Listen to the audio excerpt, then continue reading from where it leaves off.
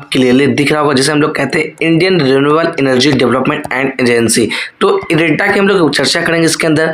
मैं यहाँ पर कहना चाहूंगा जो भी मेरे चैनल में पहली बार है मेरे चैनल को प्लीज आप लोग सब्सक्राइब कर दीजिएगा। सबसे पहले बात करेंगे हम लोग रिटर्न्स को लेकर। तो रिटर्न्स को देखकर बिल्कुल भी आपको इन्फ्लुएंस नहीं होना। ऐसा नहीं कि ये रिटर्न्स आपको आने वाले समय में दे, हो सकता है इससे बेटर भी दे, हो सकता है इससे भी बुरा दे। तो आपको दोनों कंडीशन के मेंटली तौर पर तैयार होकर रहना होगा। अगर मैं यहाँ पर चर्चा करूँ पिछले 1 सालों में क्या रिटर्न्स बना के दिया है, तो यहाँ पर देखिए 8.5% का नेगेटिव रिटर्न है।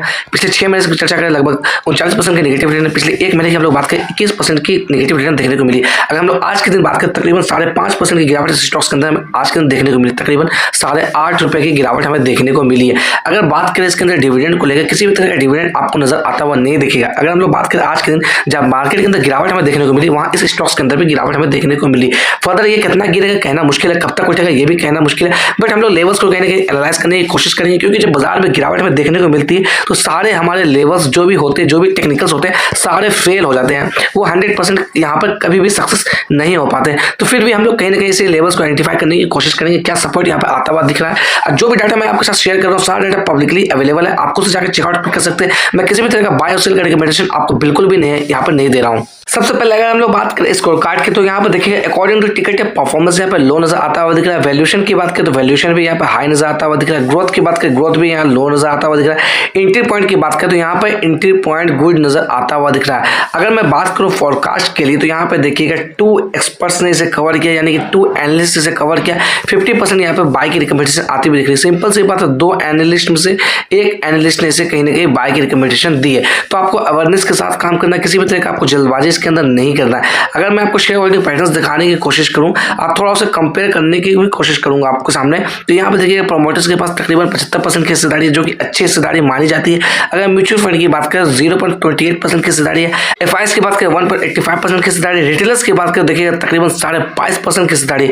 अच्छी खासी क्वांटिटी कहीं ना कहीं यहाँ पर रिटेलर्स के पास नजर आती हुई दिख रही है। अगर चर्चा करें यहाँ पर, तो आप इस नंबर्स को ध्यान से देखिएगा, तकरीबन 26 लाख यहाँ पर आता हुआ दिख रहा है। तो ये 26 लाख वैसे इन्वेस्टर हैं जिनकी इन्वेस्टमेंट वैल्यू 2 लाख से कम है, यानी कि मैं रिटेल इन्वेस्टर की बात कर रहा हूँ जिसकी इन्वेस्टमेंट वैल्यू 2 लाख से कम है। यानी कि अगर आपने एक सिंगल शेयर भी लिया होगा इसके अंदर, तो आप इसी कैटेगरी के अंदर आते हुए दिख रहे होंगे। तो उनके पास तकरीबन 20% की होल्डिंग पड़ी हुई है। अगर नंबर ऑफ शेयर्स की बात करें तो यहाँ पर आपके सामने नजर आता हुआ दिख रहा होगा। तो तकरीबन 26 लाख शेयर होल्डर है इसके अंदर। यहाँ पर आप देखिएगा, मैं थोड़ा जूम कर दूं तो ये जो डाटा मैं आपके साथ शेयर कर रहा हूँ बीएससी की वेबसाइट से मैं डाटा शेयर करने की कोशिश कर रहा हूँ। हम लोग आ गए चार्ट पे 1 डे टाइम फ्रेम। मैंने यहाँ पे चार्ट लगा रखा है, उम्मीद है आपको चार्ट क्लियरली दिख रहा होगा। सबसे पहले मैं कैंडल को थोड़ा जूम इन कर लूँ ताकि मैं आपको लेवल्स को क्लियरली आइडेंटिफाई करा पाऊँ।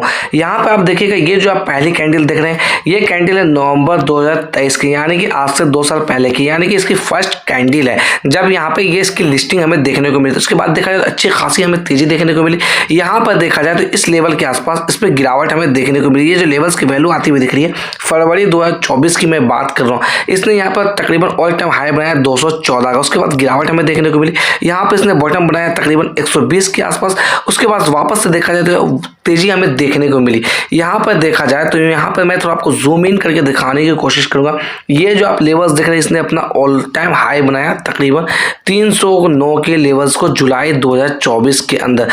उसके बाद देखा जाए तो काफी गिरावट हमें इस स्टॉक्स के अंदर देखने को मिली। यहाँ पर जो देखिएगा कुछ पैटर्न्स आपको इसके ऊपर नजर आते हुए दिख रहे हैं। ये जो पैटर्न्स देख रहे हैं मैंने इसके अंदर इंडिकेटर लगा रखा है। ये इंडिकेटर पब्लिकली अवेलेबल है, आप खुद से लगाकर चेकआउट कर सकते हैं। तो यहाँ पर देखिए काफी सारे रिजेक्शन लेवल्स नजर आते हुए दिख रही है। अगर रिजेक्शन लेवल्स को मैं आइडेंटिफाई करके बताने की कोशिश करूँ, ये एक रिजेक्शन जोन हमें नजर आता हुआ दिख रहा है। नेक्स्ट जोन की बात करते हैं ये है, फिर ये है, फिर ये है, यानी कि बहुत बड़े बड़े रिजेक्शन जोन इसके अंदर यहाँ पर नजर आती हुई दिख रही है। इट मीन्स कहीं ना कहीं यहाँ पर से शेयर्स वापस से एक्टिव होते हुए बार बार इसके अंदर देखे गए हैं। ऊपर के लेवल से अगर मैं कंपेयर करूँ जहाँ ऑल टाइम इसने हाई बनाया था, उस लेवल से अगर हम लोग अभी के तौर पर मेजर करने की कोशिश करें, तकरीबन 53% की करेक्शन ये स्टॉक्स दिखा चुका है ऑल टाइम हाई से। तो ऊपर के लेवल से काफी नीचे ये करेक्शन हमें दिखा चुका है। क्या यहाँ पर बाय करना चाहिए? तो मेरे हिसाब से आपको सिंपली अपने फाइनेंशियल एडवाइजर से बात करना चाहिए, तभी किसी तरह का इसके अंदर डिसीजन लीजिएगा। मैं अगेन कहना चाहूंगा, मैं किसी भी तरह का बाय और सेल का रिकमेंडेशन आपको यहाँ पर नहीं दे रहा। अगर करंट सिनेरियो हम लोग बात करें फर्दर कितना गिर सकता तो कहना तो बहुत ही मुश्किल है, कब उठेगा ये भी कहना मुश्किल है। बट यहाँ पर हम लोग बात करें सपोर्ट लेवल्स के लिए, तो यही जो लेवल्स है ये कहीं ना कहीं हमारे लिए एक सपोर्ट के तौर पे काम करता हुआ दिख सकता है। अगर इसकी वैल्यू की बात करें, इसकी वैल्यू निकलती हुई आ रही 120 का। अगर हम लोग बात करें एग्जैक्ट डेट की तो 13 मार्च 2024 को इसने इस लेवल्स को टच किया था। तो कहीं ना कहीं यही हमारे लिए एक सपोर्ट के तौर पे काम करता हुआ दिख सकता है। अदरवाइज कहीं ना कहीं अगर मार्केट में और नेगेटिविटी बनती है तो ये फर्दर और गिरता हुआ भी हमें दिख सकता है। अगर बाजार के अंदर थोड़ी सी भी पॉजिटिविटी दिखती है तो कहीं ना कहीं यहाँ से अपसाइड का मूवमेंट भी दिखा सकता है। यहाँ पर मैं पॉसिबिलिटी की बात कर रहा हूँ, किसी भी तरह की मैं श्योरिटी की बात नहीं कर रहा हूँ। कुछ और चीजों को लेकर चर्चा करें इस स्टॉक्स के अंदर तो वॉल्यूम की अगर हम लोग बात करें तो वॉल्यूम काफी शानदार देखी गई इस स्टॉक्स के अंदर।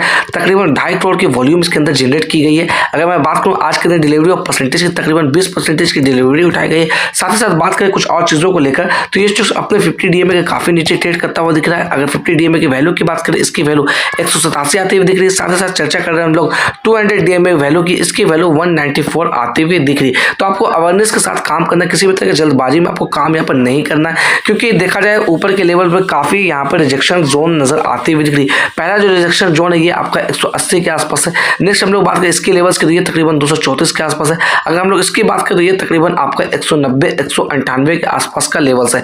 तो आपको अवेयरनेस के साथ काम करना, किसी भी तरह का जल्दबाजी नहीं करना है।